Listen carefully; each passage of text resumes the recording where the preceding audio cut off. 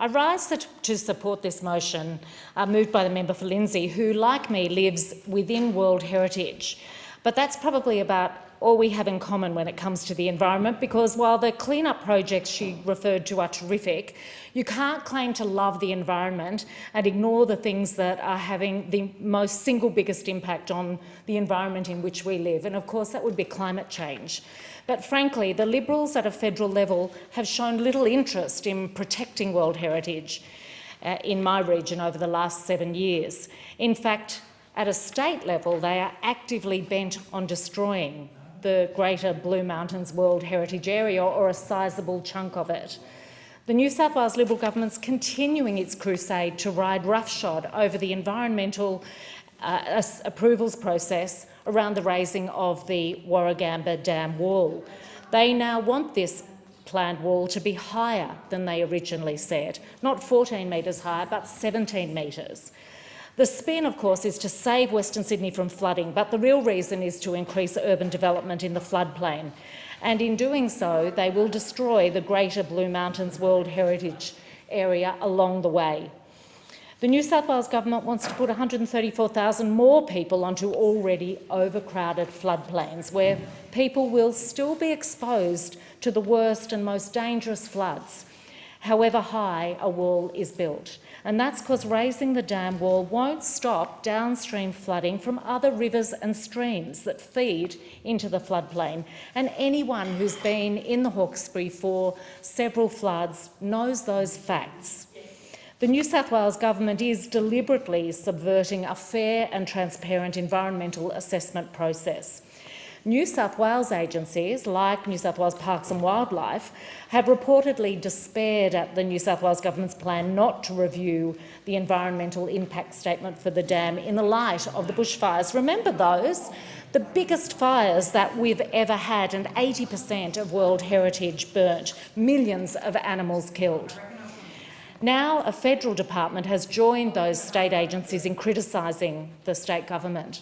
The Department of Agriculture, Water and Environment said the draft EIS for the wall raising project needed to account for the effects of fires on 25 threatened plant and animal species that are likely to face risk of inundation when the bigger dam fills.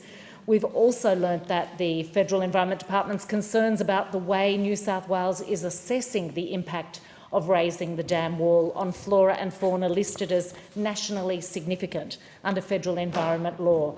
It is good to see this federal agency coming out with concerns. New South Wales is trying to avoid paying hundreds of $millions to secure offset land for the damage the lifting of the wall would cause to the World Heritage Area.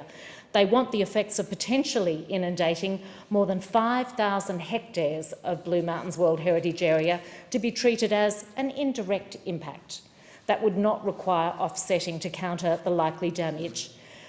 Raising the wall and flooding the area doesn't just affect environment, although the effects are absolutely profound, but it also affects Indigenous cultural heritage, and the assessment of those impacts have been appalling.